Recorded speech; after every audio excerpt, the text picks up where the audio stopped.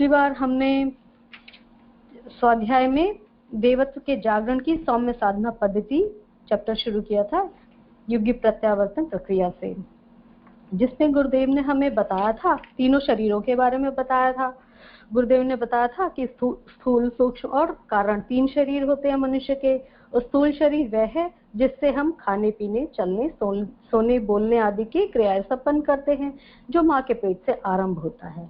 और गुरुदेव ने बताया कि दूसरा क्या है, सूक्ष्म शरीर है। दूसरा है जो क्या है, मन, बुद्धि, चित्त, अहंकार, इन 4 वर्गों में विभाजित अंतःकरण मनुष्य का एक प्रकार से सूक्ष्म शरीर ही है।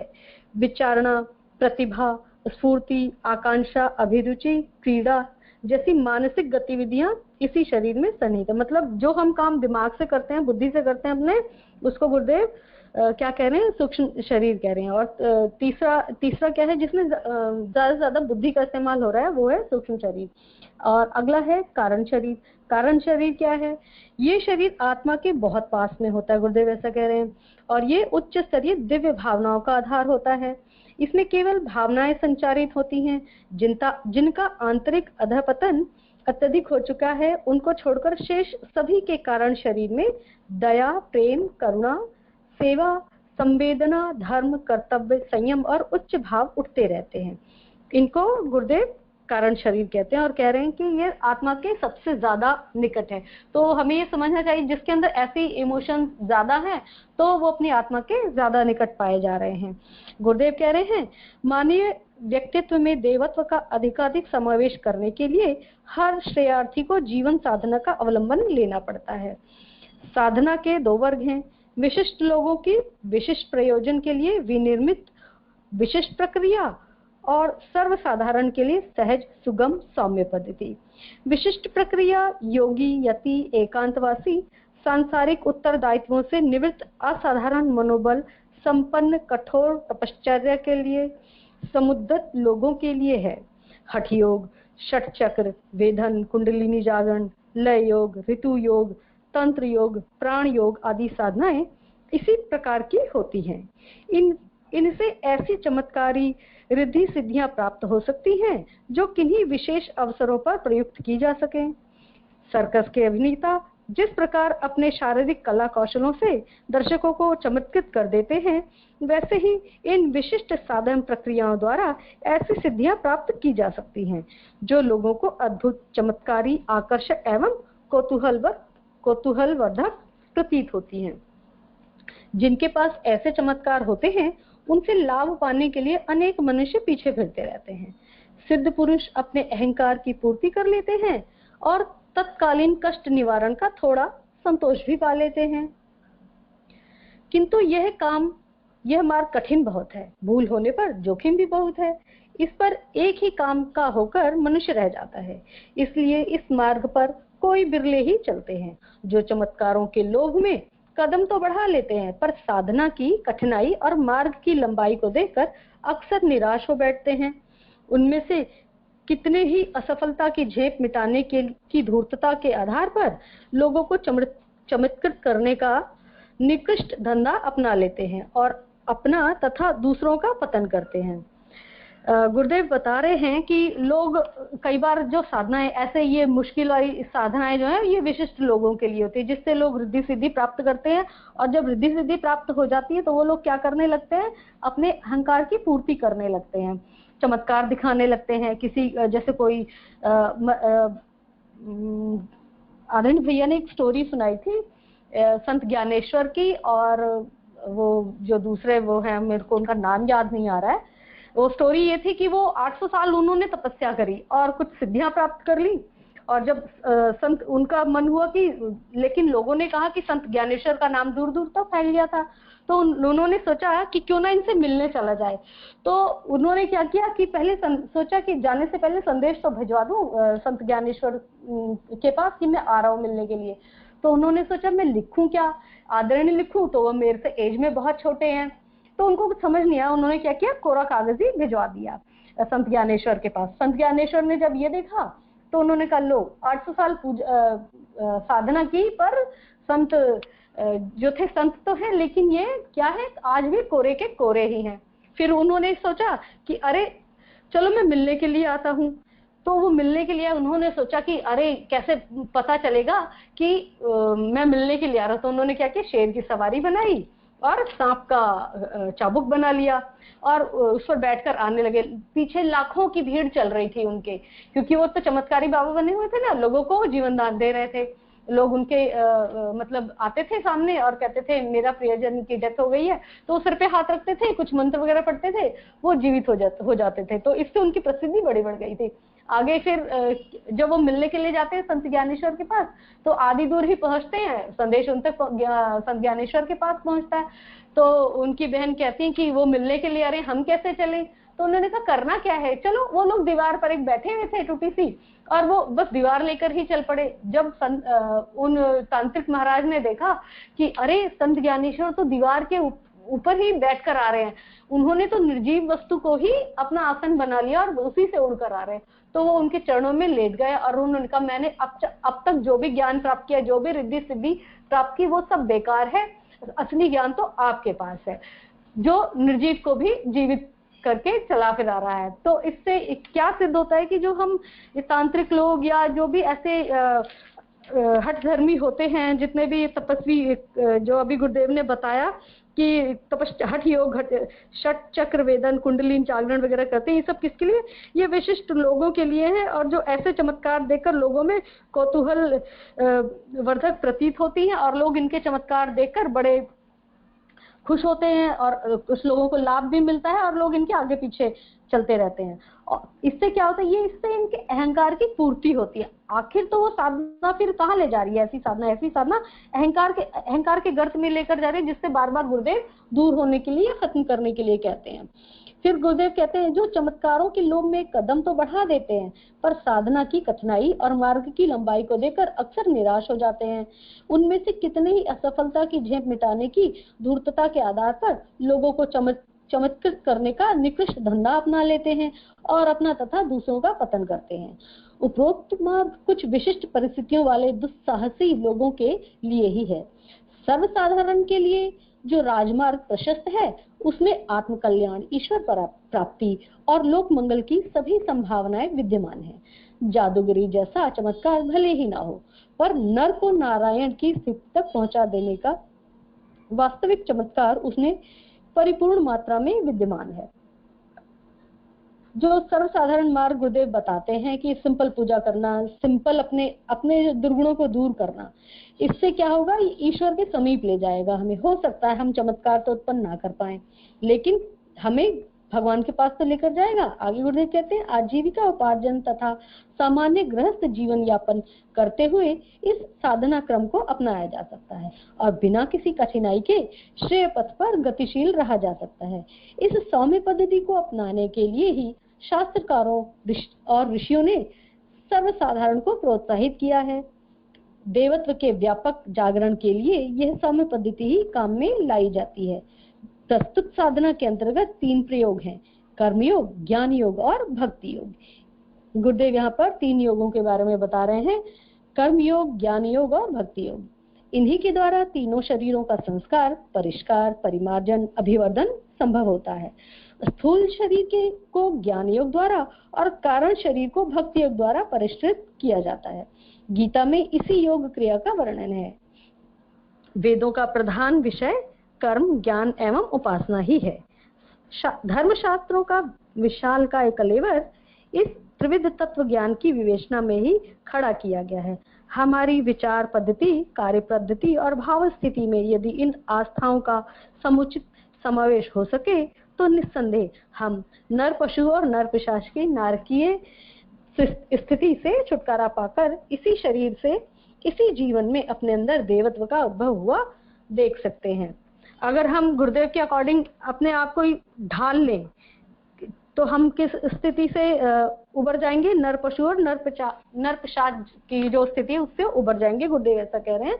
गायत्री परिवार की संस्कारवान आत्माओं पर पिछले दिनों जिस मल आवरण विक्षेप की कलुष परतें जमा हो गई हैं, उनका परिमार्जन आवश्यक है, जिससे उनका देवत्व जगे और नव निर्माण के महान उत्तरदायित्व को वहन कर सकने की क्षमता उत्पन्न हो। इस प्रयोजन के लिए उन्हें कर्मयोग, ज्ञान योग, भक्ति योग की भक्ति योग की एक सुसंतुलित क्रिया पद्धति का प्रशिक्षण दिया जा रहा है। आगे अगला चैप्टर है स्थूल शरीर का परिष्कार कर्मयोग से। अब गुरुदेव इस चैप्टर में हमें कर्मयोग के बारे में बतलाने जा रहे हैं।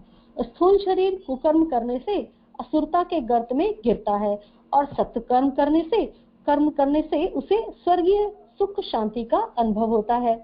अस्तु कुकर्मों से विरत कर सत्कर्मों के लिए प्रेरणा देना और पथ प्रशस्त करने के लिए कर्मयोग की सौम्य साधना पद्धति आप्त पुरुषों ने विनिर्मित की है। कर्म यदि ठीक तरह से किया जाए तो एक प्रकार से वह ईश्वर की पूजा का उत्कृष्ट उपकरण है, पर यदि उसमें स्वार्थपरता, उपेक्षा, अहंकृति, विकृति जैसे निकृष्ट तत्वों का समावेश हो तो फिर वही कुकर्म बन जाता है। मोटी दृष्टि से भले बुरे कर्मों का वर्गीकरण किया जाता है, जैसे चोरी, झूठ, छल, व्यभिचार, उत्पीड़न, अनाचार, उत्तरदायित्व की अवहेलना आदि। पाप और दया, दान, सत्य, सदाचार, सेवा, संयम आदि पुण्य कहे जाते हैं। पर इनकी वास्तविकता जाननी हो तो कर्ता की भावना का पता लगाना होगा। वस्तुतः जो कर्म जिस भावना से किया जाता है उसके अनुरूप उसका तात्विक स्वरूप बनता है और उसी आधार पर परिणाम उत्पन्न होता है। साधुता का दंभ बनाए अनेक व्यक्ति भीतर ही भीतर दुष्टता करते रहते हैं। नेता, धर्मोपदेशक, संत, महंत आदि में से कितने ही बाहर से ऐसी कार्य पद्धति अपनाए होते हैं जिससे उनके धर्मात्मा होने का सहज ही अनुमान लगाया जा सकता है। गहराई में देखने पर उनमें से कितनों ही के भीतर धूर्तता भरी पाई जाती है। ऐसी दशा में उनके बाहर से उत्तम दिखने पर भी उनके निज के लिए तथा दूसरों के लिए अंततः दुष्परिणाम भी उत्पन्न करेंगे। इसी प्रकार कई बुरे दिखने वाले और पाप प्रतीत होने वाले कार्य भी यदि निस्वार्थ भावना से लोक मंगल की दृष्टि से किए गए हैं तो वे वस्तुतः पुण्य ही कहे जाएंगे। जज का फांसी का हुक्म तक सुनाना, जल्लाद का फांसी देना बाहर से देखने में हिंसा जैसे हेय प्रतीत होते हैं, पर वस्तुतः उनके पीछे समाज व्यवस्था और न्याय रक्षा की दृष्टि होने से वे दोनों ही न केवल निर्दोष हैं वरन कठोर कर्तव्य साहस पूर्वक करने की दृष्टि से पुण्यात्मा और प्रशंसनीय भी है। देखिए, जो कई बार ऐसे होता है, लोग ना बड़ा अच्छा सा वेश बनाकर बाहर से तो बड़े अच्छे दिखाई देते हैं, बड़े अच्छे अच्छे काम करते हुए दिखाई देंगे, आपको दान देते हुए दिखाई देंगे, ये सब, लेकिन अंदर ही अंदर पता नहीं वो कैसे हैं। जैसे इसका एग्जाम्पल गुरुदेव क्या कह रहे हैं, सबसे अच्छा एग्जाम्पल गुरुदेव इनमें नेता का देते हैं, ठीक है। या ऐसे कई बार धर्मोपदेशक भी देखे जाते हैं जो बाहर से कथा वार्ता तो बड़ी अच्छी करते हैं लेकिन अंदर उनके बड़ा मैल भरा पड़ता है और अंदर से उनकी दृष्टि, आंतरिक दृष्टि उनकी सही नहीं होती है। आगे गुरुदेव कहते हैं, दृष्टि होने से वे दोनों ही न केवल निर्दोष हैं वरन अब गुरुदेव अगले में क्या कहा, गुरुदेव ने कहा कि जो पुण्य कर्म करें, जो बाहर से तो बड़े पाप दिखाई दे रहे हैं, जैसे जल्लाद है फांसी दे रहा है, जज है मौत की सजा सुना रहे हैं, लेकिन उसके पीछे उनकी भावनाएं क्या है, वो तो समाज की व्यवस्था बनाने के लिए ऐसा काम कर रहे हैं ना, तो इसलिए वो पुण्य कार्यों में गिने जाते हैं और पुण्य आत्मा कहलाते हैं ऐसे लोग। दैनिक जीवन में आजीविका उपार्जन, परिवार पोषण जैसे उत्तरदायित्वों को पूरा करने के लिए जो साधारण कामकाज हमें करने पड़ते हैं उनमें कर्तव्य धर्म का, लोक मंगल का दृष्टिकोण समन्वित रहे तो वे ही मामूली दिखने वाले कामकाज पुण्य परमार्थ बन सकते हैं और साधारण जीवन क्रम सहयोग की साधना का आध्यात्मिक प्रयोग सिद्ध हो सकता है। बंधन, भार और पाप तो वे कार्य बनते हैं जिनमें स्वार्थ का दृष्टिकोण और अनीति का समन्वय होने पर ही मनुष्य अनीति बरतने लगता है और तृष्णा, लालसा एवं ममता, अहंता की लालसाएं ही उसे अनुचित कार्य करने की प्रेरणा देती हैं। यदि अपना दृष्टिकोण साफ हो, जो भी करना है कर्तव्य धर्म पालन करने के लिए, औचित्य की रक्षा के लिए मानवीय मर्यादाओं के अनुरूप करना है, यह मान्यता रखकर जो कार्य किए जाएंगे वे प्रायः पुण्य ही होंगे। कर्मयोग का दृष्टिकोण अनुचित कुकर्मों की संभावनाओं को समाप्त कर देता है। जो पाप नहीं वह पुण्य ही होगा। गुरुदेव कितनी अच्छी लाइन बोल रहे हैं यहाँ पर, जो पाप नहीं है वह ही पुण्य है। निरंतर पुण्य करते रहने वाले की आंतरिक प्रगति अंततः देवत्व की ओर ही होगी। सामान्य कामकाज में उत्कृष्टता का दृष्टिकोण समाविष्ट रखना ही कर्मयोग है। हम सिंपल जो काम करते रहते हैं उसमें उत्कृष्टता का दृष्टिकोण समाविष्ट रखना यही कर्मयोग है। इस पे मेरे को मुझे एक छोटी सी स्टोरी है जो याद आ रही है, जो मैंने 6th स्टैंडर्ड में पढ़ी थी। मैं यहाँ पर बहुत छोटी सी बताना चाहूंगी कि कर्मयोग क्या है। एक बार नारद जी भगवान विष्णु के पास जाते हैं, जो कि परम भक्त हैं विष्णु के, और वो कहते हैं कि भगवान ये बताइए कि सबसे बड़ा आपका भक्त कौन है। तो भगवान कहते हैं, भगवान विष्णु कहते हैं कि फलाने गांव में एक किसान रहता है, वो मेरा सबसे बड़ा भक्त है। तो नारद भगवान कहते हैं कि अरे सारा दिन तो मैं नारायण नारायण करता हूँ और ये सबसे बड़ा भक्त उस किसान को बता रहे हैं। तो कहते हैं कि चलता हूँ, देखता हूँ मैं उसका, वो ऐसा क्या करता है कि भगवान उसे अपना परम भक्त कह रहे हैं। वो जाते हैं और देखते हैं कि वो किसान खेतों, सामान्य किसान है और खेतों में काम करता है। सुबह जब उठता है तो वो नारायण नारायण अपना भगवान का नाम लेता है, नहाता धोता है और उसके बाद जाता है खेतों पर, जाता है खेतों पर काम करता है। जब लौटता है तो फिर खाना खाने से पहले भगवान का नाम लेता है, नारायण नारायण, और फिर खाना स्टार्ट करता है। फिर उसके बाद रात को, जब फिर शाम को खाना खाता है, रात को सोने से पहले भगवान का नाम लेता है। तो कहते हैं अरे ये तो 3 ही बार भगवान का नाम लेता है और सबसे बड़ा परम भक्त कह रहे हैं भगवान इसे। तो वो जाते हैं भगवान के पास और जाकर कहते हैं अरे भगवान, वो तो सिर्फ आपका दिन में 3 ही बार नाम लेता है और क्या कहते हैं मैं सारा दिन नाम लेता हूँ, उसके बावजूद वो परम भक्त है। तब भगवान कहते हैं कि ठीक है, ऐसी बात है तो चलो मेरा एक काम कर दो।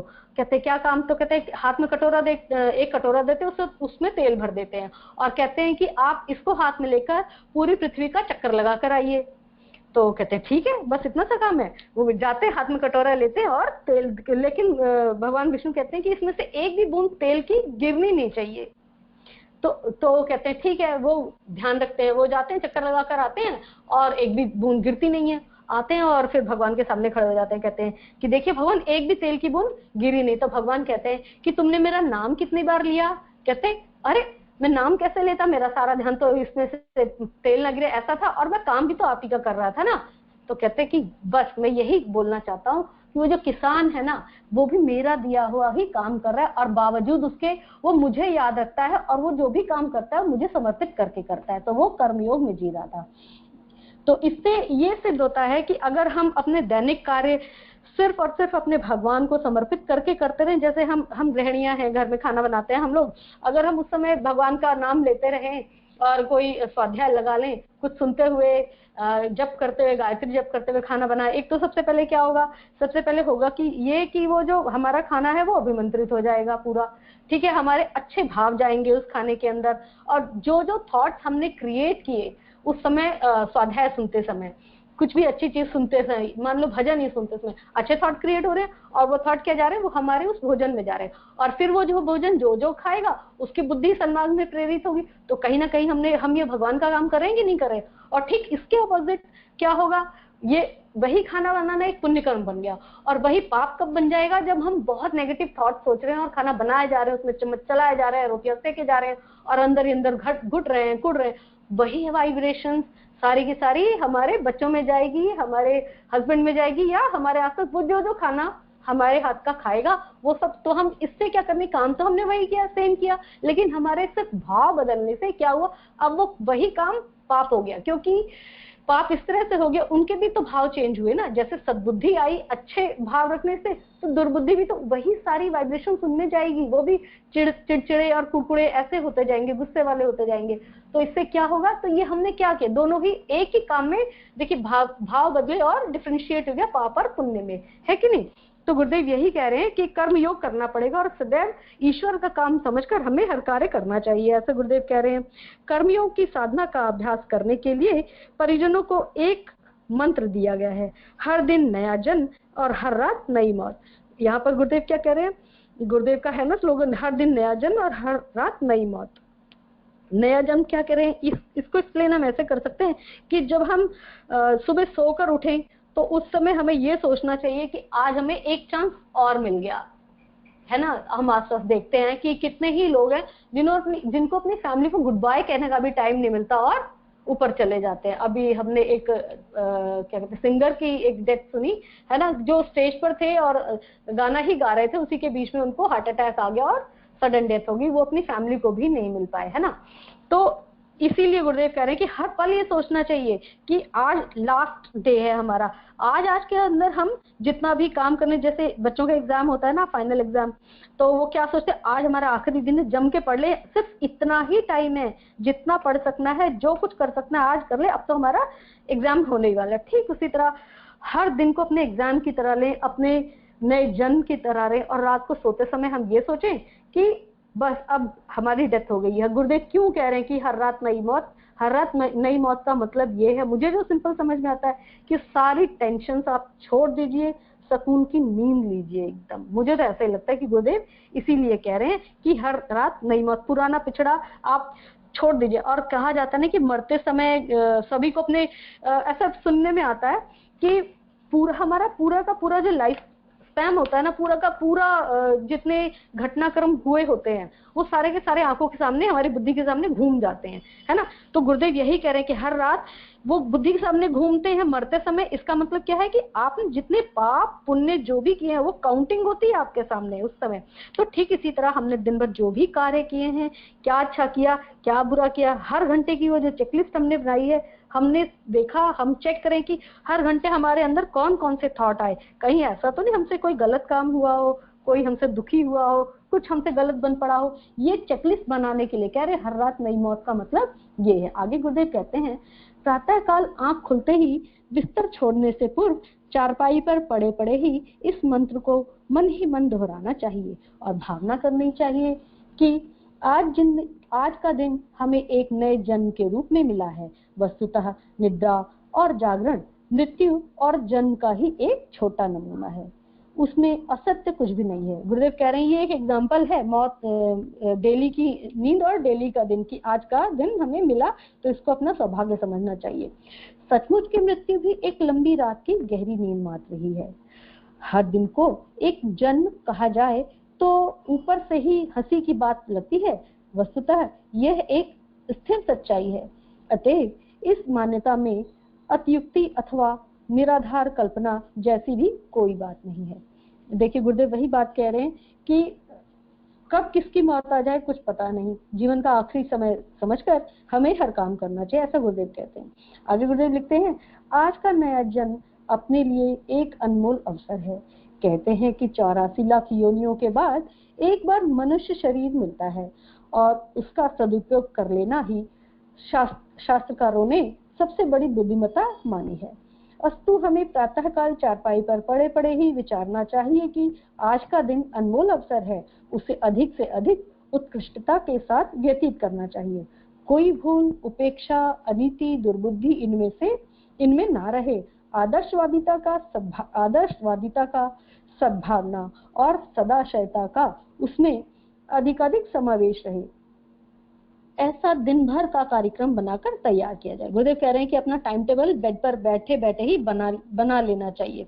ठीक है, जैसे सोकर उठे और ध्यान लगाने के लिए कहते हैं एक्चुअली, है ना, कि जब भी आप सोकर उठे पहले अपने ईश्वर को याद करें, पहले अपनी गुरु सत्ता को याद करें और उसके बाद अपने दिन भर के प्रोग्राम बना सकते हैं आप बेड पर बैठे बैठे ही।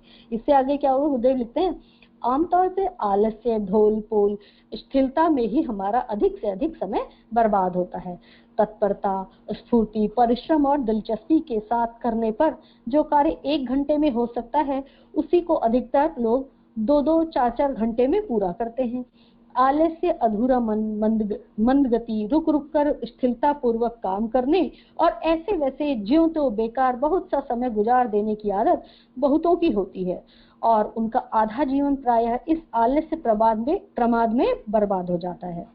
यह बुरी आदत संभव है, थोड़ी बहुत मात्रा में अपने भीतर भी हो, उसे बारीकी से तलाश करना चाहिए और निश्चय करना चाहिए कि आज हर काम पूरी तत्परता और फौजी उत्साह के साथ करेंगे।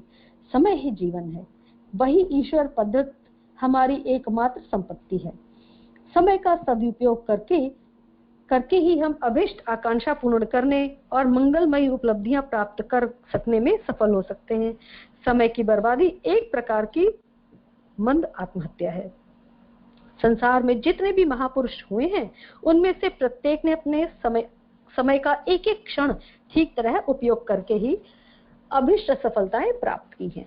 देखिए गुरुदेव क्या कह रहे हैं कि जो हम आलस में समय बर्बाद करते हैं उसे गुरुदेव कह रहे हैं कि वो मंद आत्महत्या है, क्योंकि गुरुदेव ने कहा है समय ही जीवन है।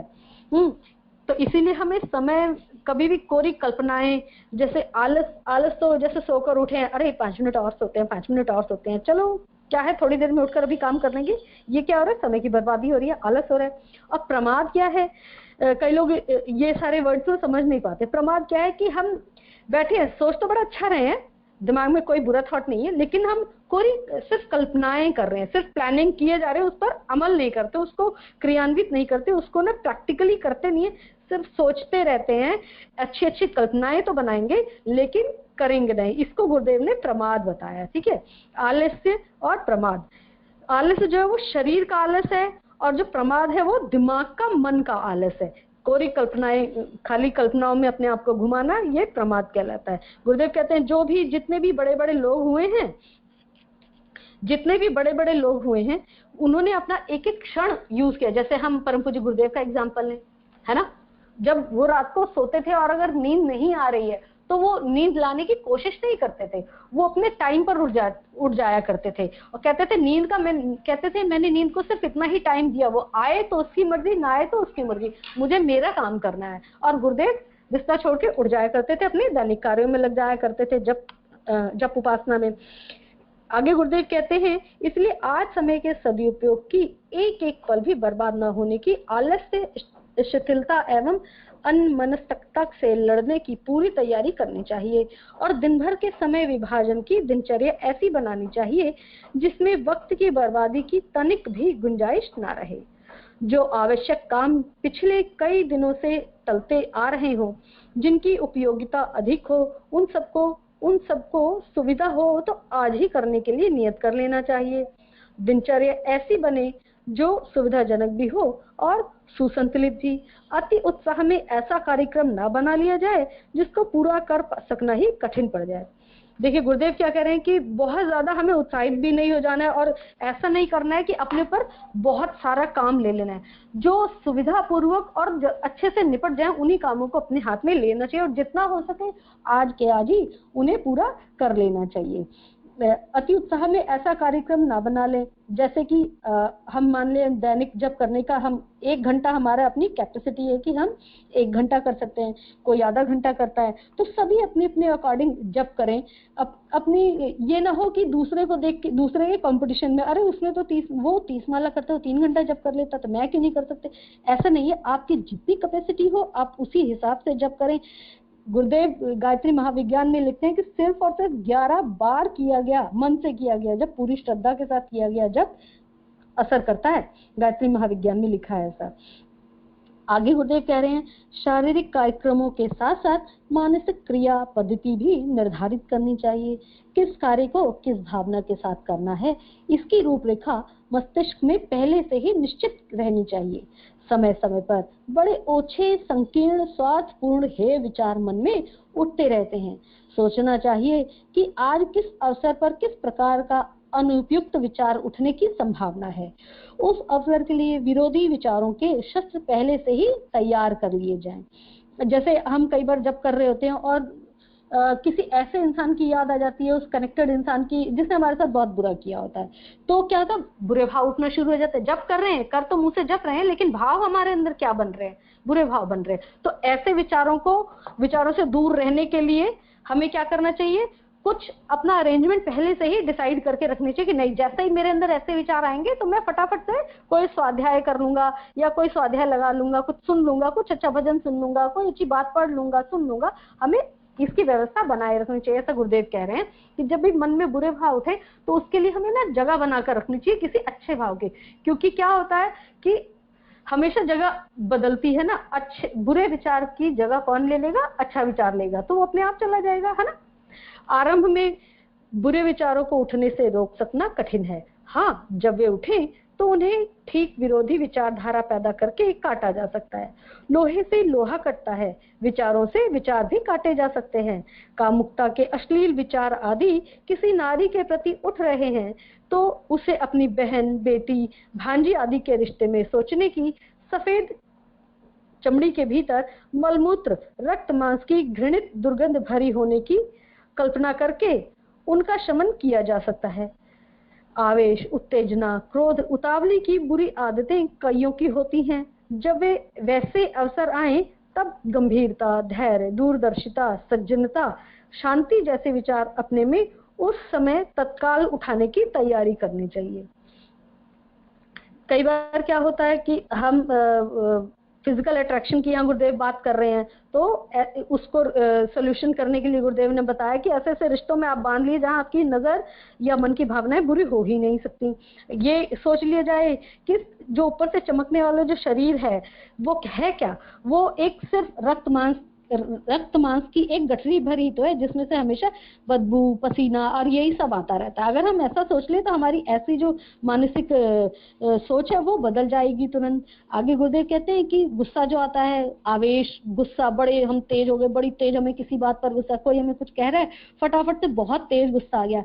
जैसे ही गुस्सा है तो हमें ये अपने दिमाग को बोल के रखना है कि ये कमांड देकर रखनी कि नहीं, जब हमें कोई ऐसे कहेगा तो हमें गुस्सा नहीं आना है। देखिए ये बड़ा प्रैक्टिकल सा काम है जो मैंने अनुभव किया है कि जैसे अगर मैंने ये सोच लिया कि मुझे गुस्सा नहीं करना है, ये चाहे जो बोलते ये इनका काम है बोलना, हो सकता है मेरी कुछ भलाई के लिए, अगर हम ये सोचकर सामने वाले को ये सोचकर कहें कि इसलिए भगवान इनसे बुलवा रहे हैं ताकि मुझ में ठीक हो जाए ये चीजें, इतनी कमांड अगर हम अपने मन को दें, अपनी बुद्धि को दें, तो ऐसा होता है कि आपको उस समय गुस्सा नहीं आएगा, लेकिन इसकी पहले से तैयारी करनी होती है, ऐसा गुरुदेव कह रहे हैं। आगे गुरुदेव कहते हैं, प्रातःकाल चारपाई पर पड़े पड़े दिन भर के समय विभाजन तथा विचार संघर्ष की योजना बनानी चाहिए और ऐसी दिनचर्या तैयार करनी चाहिए जिसमें शरीर से ठीक तरह कर्तव्य पालन और मन में ठीक तरह सद्भाव चिंतन होता रहे। इस कार्य के लिए 15 मिनट से लेकर आधा घंटे का समय पर्याप्त होना चाहिए। इतने खुमारी भी दूर हो जाती है और बिस्तर छोड़ने के लिए आवश्यक स्फूर्ति भी आ जाती है। देखिए गुरुदेव पूरा टाइम टेबल बनाने के लिए कह रहे हैं कि दिन भर बेड पर बैठे बैठे ही टाइम टेबल बना लीजिए। आगे गुरुदेव लिखते हैं, उस निर्धारित दिनचर्या को कागज पर नोट कर लेना चाहिए और समय समय पर जांचते रहना चाहिए कि निर्धारण के अनुरूप कार्यक्रम चल रहा है या नहीं। जहां भी चूक होती हो वहीं उसे तुरंत सुधारना चाहिए। यदि सतर्कता पूर्वक दिनचर्या के पालन का ध्यान रखा जाए, शारीरिक आलस्य, मानसिक प्रमाद से पग पग पर लड़ते रहा जाए तो प्रातः काल की निर्धारित योजना रात को सोते समय ठीक ही चलती रहेगी, रात को सोते समय तक ठीक ही चलती रहेगी। आगे गुरुदेव कहते हैं, इस प्रकार हर दिन नया जन्म लेने वाले मंत्र का आधा भाग रात को सोते समय तक पूरा होना चाहिए। हर घड़ी अपने को सतर्क, सक्रिय, जागरूक रखा जाए। उत्कृष्टता का जीवन में अधिकाधिक समावेश करने के लिए प्रयत्न किया जाए तो निस्संदेह वह दिन पिछले अन्य दिनों की अपेक्षा अधिक संतोषप्रद एवं गौरवास्पद होगा। इस प्रकार हर दिन पिछले दिन की तुलना में अपेक्षाकृत अधिक आदर्श बनता चला जाएगा और कर्मयोग के तत्व दर्शन में हमारी जीवन पद्धति ढलती चली जाएगी। देखिए गुरुदेव ने कितना अच्छा समझाया है कि कर्मयोग कैसे करना है, क्या कर्मयोग है और हम अपना टाइम टेबल बनाकर कैसे अपने बुरे विचारों को अच्छे विचारों में बदल सकते हैं। सारा सब कुछ गुरुदेव कितना अच्छे से बता रहे हैं। आगे गुरुदेव लिखते हैं, अब मंत्र का आधा भाग प्रयुक्त करने का अवसर आता है। हर रात नई मौत, इस भावना को रात्रि में सोते समय प्रयुक्त करना चाहिए। सब कामों में निवृत्त होकर जब निद्रा देवी की गोद में जाने की घड़ी आए तब कल्पना करनी चाहिए कि एक सुंदर नाटक का पटाक्षेप हो रहा है। यह संसार एक नाटकशाला है। आज का दिन अपने को अभिनय करने के लिए मिला था, सो उसको अच्छी तरह से खेलने का ईमानदारी से प्रयत्न किया। जो भूले रह गई उन्हें याद रखेंगे और अगले दिन वैसी पुनरावृत्ति न होने देने की अधिक सावधानी बरतेंगे। अनेक वस्तुएं इस अभिनय में उपयोग करने को मिली, अनेक साथियों का साथ रहा, उनका सानिध्य एवं उपयोग जितना आवश्यक था उतना कर लिया। अब यथासंभव छोड़कर पूर्ण शांति के साथ अपनी आश्रय दात्री माता निद्रा मृत्यु की गोद में निश्चिंत होकर शयन करते हैं। देखिए गुरुदेव कितना अच्छा से बता रहे हैं कि हमें कैसे कैसे क्या, अरे ऐसे सदगुरु मिलते कहाँ हैं, जरा फील कर कर देखें कि हमें हर छोटी छोटी सी बातें बता रहे हैं गुरुदेव। क्या कह रहे हैं कि ये पूरा संसार जो हमें बड़े बड़े दर्शनों के मुंह से सुनने को मिलता है कि अरे ये संसार तो नाटकशाला है ना। गुरुदेव कह रहे हैं कि इसे नाटकशाला समझिए। जितने भी आसपास के आपके परिजन हैं सबको क्या समझना है, कैरेक्टर समझना है। हस्बैंड है, बच्चे हैं, ये सब अपना अपना कैरेक्टर प्ले कर रहे हैं, ठीक है। और ये है भी क्या, इनको हम ही अपने प्रारब्धवश चुनकर लेकर आए हैं और ये जो कुछ भी कह रहे हैं हमारा प्रारब्ध ही है, ऐसा समझकर हमें इनका साथ करना चाहिए। कि इनसे गुरुदेव जो भी बुलवा रहे हैं, हमें जो भी कह रहे हैं, चाहे अच्छे वाक्य बोल रहे हैं, बुरे वाक्य बोल रहे हैं, हमें ये समझना चाहिए कि इसको परम सत्ता बुलवा रही है और ऐसा क्यों करवा रही है, ताकि हमारे अंदर सुधार हो, ऐसा कहते हैं गुरुदेव। और जितना साथों किसी से, गुरुदेव आखिरी लाइन में, इस लाइन में कहते हैं यथासंभव छोड़कर जितना जिस आवश्यक था उतना यूज करें, मतलब कि ज्यादा मोह ना लगाएं, ठीक है। ज्यादा किसी पर ज्यादा ममता आ रही है, बच्चों पर बहुत ममता आ रही है, लेकिन ममता मोह आखिर तो दुख का ही कारण बनते हैं आगे जाकर, है ना। तो इसलिए गुरुदेव कहते हैं कि यथा समय छोड़कर आखिरी में पूर्ण शांति के साथ निद्रा देवी की गोद में समाना चाहिए और निश्चिंत हो जाना चाहिए। आगे गुरुदेव लिखते हैं, इस भावना में वैराग्य का अभ्यास है, अनासक्ति का प्रयोग है, उपलब्ध वस्तुओं में से एक भी अपनी नहीं, साथी साथियों में से एक भी अपना नहीं, वे सब अपने परमेश्वर के और अपने कर्तव्य की उपज हैं। देखिए गुरुदेव वही कह रहे हैं आगे कि जितने भी हमारे साथी संगी परिजन रिश्तेदार जो भी मिले हैं वो क्या है, हमने जो काम किए हैं उसी की उपज है, वो हमारे कर्तव्य की ही उपज है। हमारा ना किसी पर अधिकार है ना स्वामित्व। हर पदार्थ और हर प्राणी के साथ कर्तव्य बुद्धि से ठीक प्रकार व्यवहार कर लिया जाए, यही अपने लिए उचित है। इससे अधिक मोह ममता के बंधन बांधना, स्वामित्व और अधिकार की अहंता जोड़ना निरर्थक है। अपना तो ये शरीर भी नहीं, कल परसों इसे धूली बनकर उड़ जाना है। तब जो संपदा, प्रयोग, सामग्री, पद, परिस्थिति उपलब्ध है, उस पर अपना स्वामित्व जमाने का क्या हक। अनेक प्राणी सृष्टि आदि से लेकर अब तक अपने कर्म भोगों को भुगतते अनेकों के साथ आए दिन संयोग वियोग करते रहते हैं।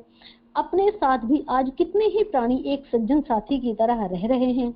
इनके लिए कर्तव्य धर्म का ठीक तरह पालन किया जाए, इतना ही पर्याप्त है।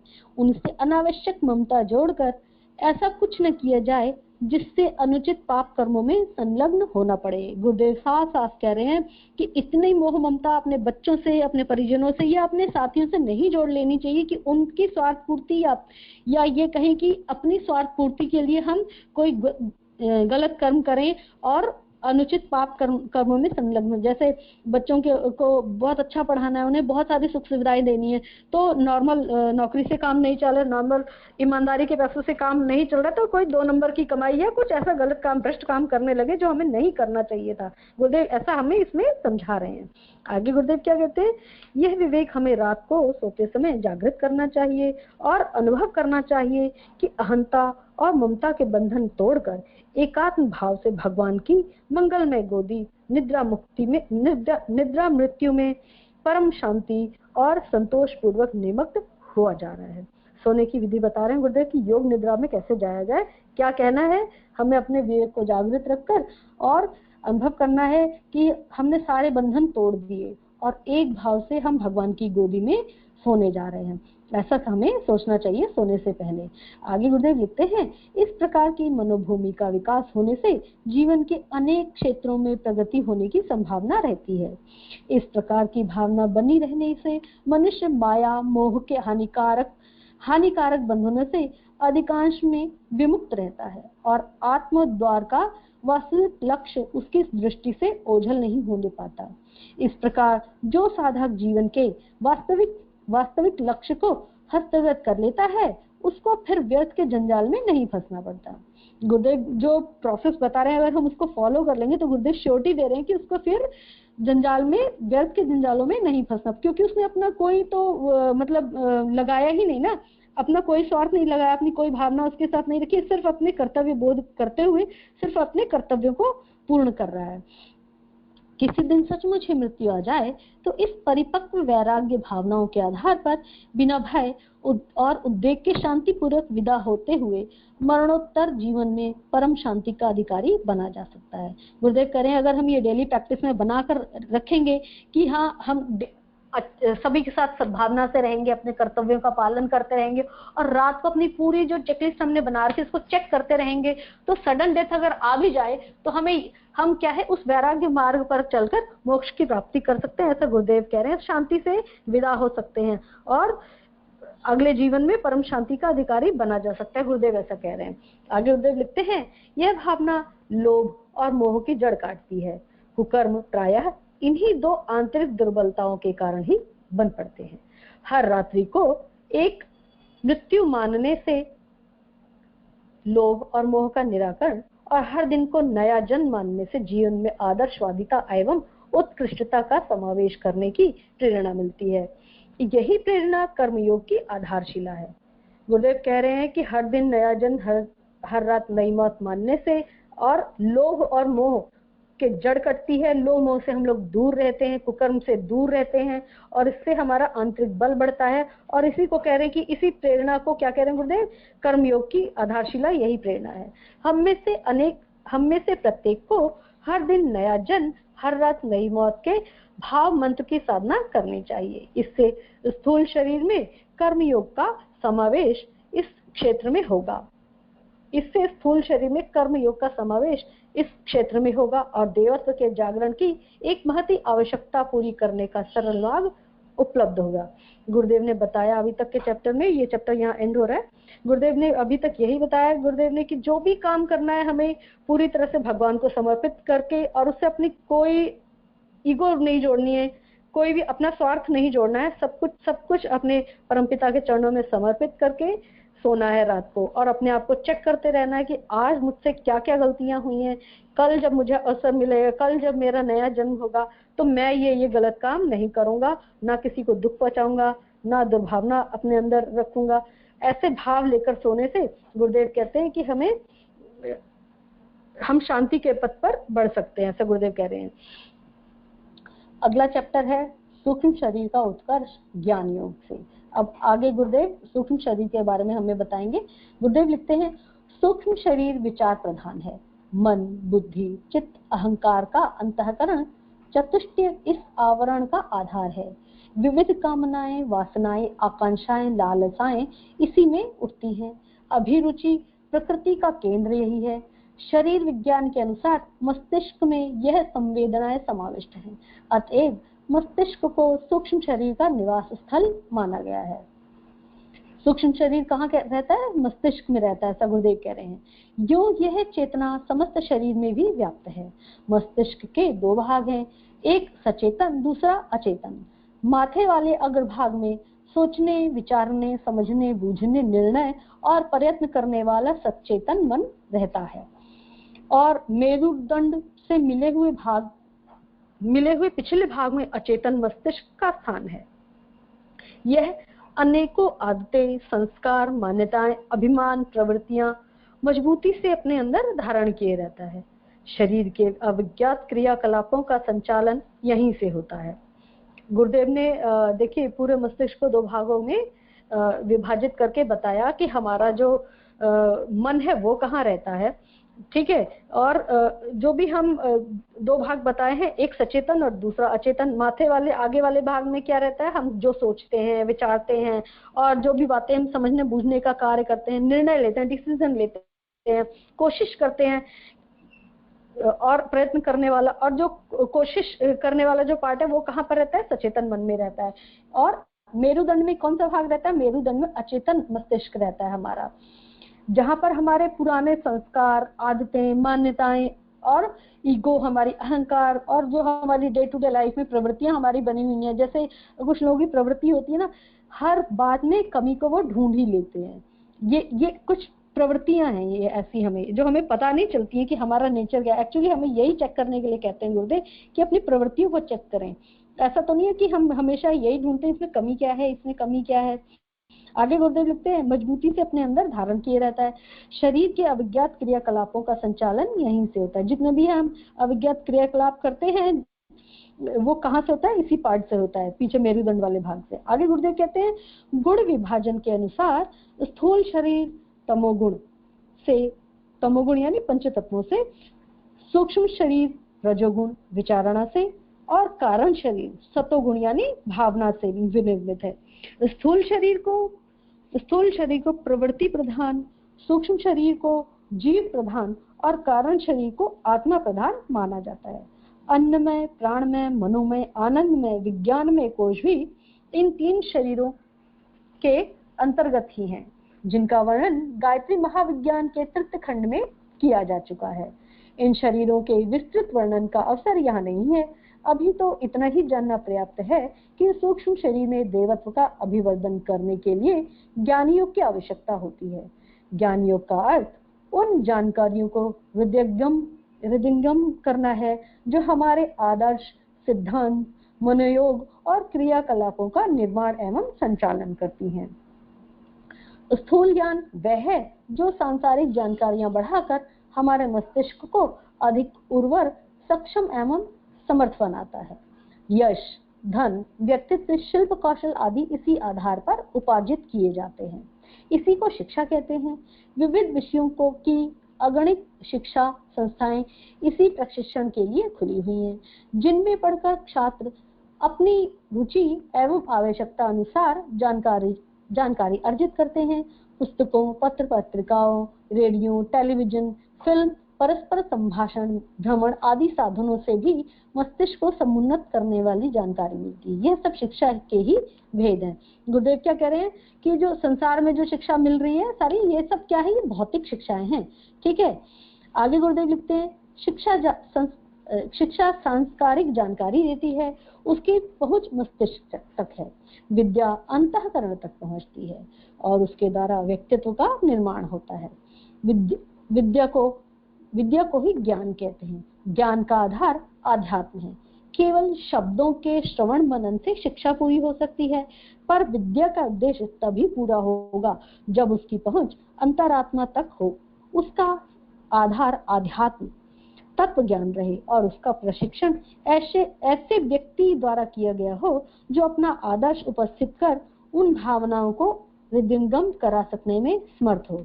यह आधार प्राप्त ना हो तो विद्या एक तरह की भौतिक शिक्षा मात्र ही बनकर रह जाती है और उससे अभिष्ट प्रयोजन पूर्ण नहीं होता।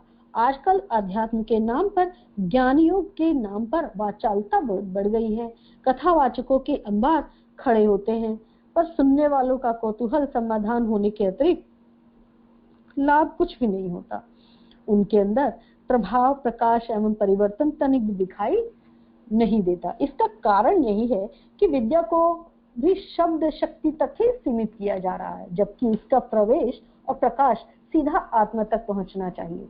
क्या कह रहे हैं गुरुदेव? गुरुदेव कह रहे हैं ऐसे लोग आजकल भाषण देते हैं जिन्होंने अपनी लाइफ में उसको इम्प्लीमेंट नहीं किया हुआ है ना। जो भी हम दूसरों को बताते हैं, सिखाते हैं, पहले कोशिश करें कि उसको बहुत प्रैक्टिकल होकर लोगों को करके दिखाया जाए। ठीक है, ना कि उसको सिर्फ भाषण के तौर पर। फिर वो तो और बुरा लगने वाली बात हो जाती है कि लोगों को सुनने में आता है कि लोग भाषण देते रहते हैं हमेशा, जरा इनको खुद को देखो, ये खुद क्या है। तो ऐसे लोगों की बातें सुनना ना कोई पसंद करता है, ना कोई सुनना ही चाहता है। ठीक है, हमें क्या करना है, हमें उसे अपने अंदर हृदयंगम करके, मतलब अपने अंदर प्रैक्टिकली उसको उतार कर एक आदर्श के रूप में प्रतिष्ठापित करना चाहिए। वो हमें करके दिखाना चाहिए। जो भी हम पढ़ते हैं, सुनते हैं, उसको हमें करके दिखाना चाहिए। आगे गुरुदेव लिखते हैं, ज्ञान योग का उद्देश्य आत्मा तक सद्ज्ञान का, तत्व ज्ञान का प्रकाश पहुंचाना है। इसका शुभारंभ आत्मज्ञान से होता है। लोग सांसारिक जानकारियों के बारे में बहुत चतुर, निपुण और निष्णात होते हैं। अपनी इस प्रतिभा के बल पर धन, यश, सुख और पद प्राप्त करते हैं, किंतु खेद है कि वे अपने अस्तित्व, स्वरूप, उद्देश्य और कर्तव्य के बारे में तात्विक दृष्टि से अनजान ही बने रहते हैं। इन विषयों पर भी वे लंबी स्पीच झाड़ सकते हैं, पर यह केवल उनका मस्तिष्क के चमत्कार भर होता है। यदि आत्मज्ञान का थोड़ा भी तात्विक प्रकाश मनुष्य के अंतःकरण में पहुंच जाए तो उसकी जीवन दिशा में उत्कृष्टता का समावेश हुए बिना नहीं रह सकता। उसकी विचारणा, निष्ठा तथा गतिविधि सामान्य लोगों जैसी नहीं, असामान्य पाई जाती है। सच्चा आत्मज्ञान केवल जानकारी भर बनकर नहीं रह सकता, उसकी पहुंच अंतःकरण के गहन स्तर तक होती है और उस स्थान तक पहुंचा हुआ प्रकाश जीवन क्रम में प्रकाशित हुए बिना नहीं रह सकता। आध्यात्म का प्रथम प्रशिक्षण आत्मज्ञान की उपलब्धि के साथ ही दिया जाता है। उपनिषदकार ने पुकार पुकार कर कहा है, आत्मा व अरे दृष्टवयः श्रोतवयो मंतवयो निषिध्यात् सिद्धिवयो। अपने को सुनो, अपने बारे में जानो, अपने को देखो और अपने बारे में बार बार मनन चिंतन करो। वस्तुतः हम अपने को शरीर मानकर जीवन की उन गतिविधियों का निर्धारण करते हैं जिनसे केवल शरीर का ही यत्किंचित स्वार्थ सिद्ध होता है। आत्मा के हित और कल्पना के लिए हमारे जीवन क्रम में प्रायः नहीं के बराबर स्थान रहता है। यदि हम अपने को आत्मा और शरीर को उसका एक वाहन औजार मात्र समझें तो सारा दृष्टिकोण ही बदल जाए, समस्त गतिविधियां उलट जाएं, तब हम आत्मा के हित, लाभ और कल्याण को ध्यान में रखकर अपनी रीति नीति निर्धारित करें। ऐसी दिशा में हमारा स्वरूप नर पशु जैसा रह जाता है और ना नर पिशाच जैसा। ऐसी दिशा में हमारा स्वरूप ना नर पशु जैसा रह जाता है और ना नर पिशाच जैसा। तब हम विशुद्ध नारायण के रूप में परिलक्षित होंगे। देवत्व हमारे रोम रोम से फूटा पड़ रहा होगा। देखिए गुरुदेव क्या कह रहे हैं, बार बार गुरुदेव कह रहे हैं कि जैसा निर्धारण हम सत्संग सुनते हैं, जो भी आध्यात्म का ज्ञान प्रशिक्षण हमें दिया जाता है, उसको अगर हम प्रैक्टिकल लाइफ में ले आएंगे, रीति नीति अपनी निर्धारण कर लेंगे, तो हम नर पिशाच नहीं कहलाएंगे और हम ऐसी स्थिति से उबर जाएंगे, नर पशु नहीं रह जाएंगे। तब हम क्या होंगे, विशुद्ध नर नारायण के रूप में परिलक्षित होंगे। कैसे, जैसे गुरुदेव ने हर एक चीज को अपने जीवन में प्रैक्टिकली धारण किया और उसे कर कर दिखाया, और वो एकदम उनको कभी ऐसा लगा ही नहीं कि वो कुछ अलग कर रहे हैं, कुछ बोझ जैसा उनके जीवन में नहीं रहा। गुरुदेव लिखते हैं कि जब वो 6 घंटा जप करके उठते थे तो उसमें इतना रम जाते थे कि उनको कोई थकावट महसूस नहीं होती थी।